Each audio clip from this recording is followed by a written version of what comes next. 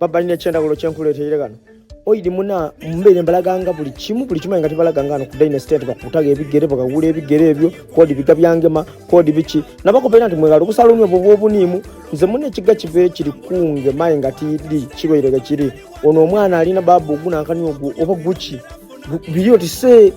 aliyo tise sabuni galiyo tise mata guliyo tise munu baba amputisa yampa ulise ebigere ebyo kwabanga kuweire kiga kuziragayire Dynasty Beauty Salon iganga Opposite Equity Bank Innocent kabikola baba idagano bakukole ebigere ebyo babikole body massage ebyo bigere babikola mbo ni massage mbere tidi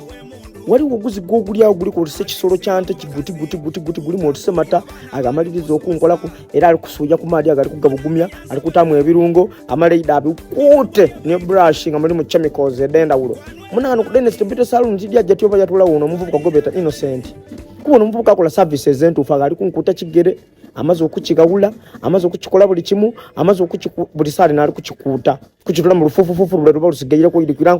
ankoze ka massage awo yanyula nyula ebigere ebyo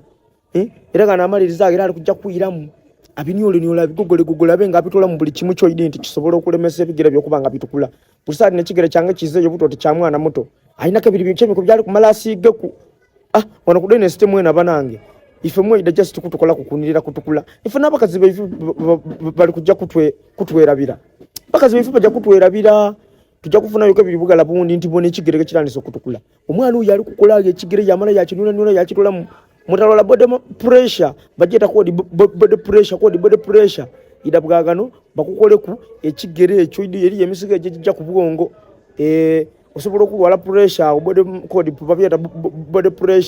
pressure ayengedo misigane jiku kulwaza nebigirayi nga toyidi ida ku Dynasty Beauty Salon bakukole ku buli kimu okujja kubanga otukula Opposite Equity Bank Innocent akola kubigere asalenku mwasiga shu taxi akola buli kimu ngano ku Dynasty Beauty Salon Opposite Equity Bank agebigere akabikola ku buki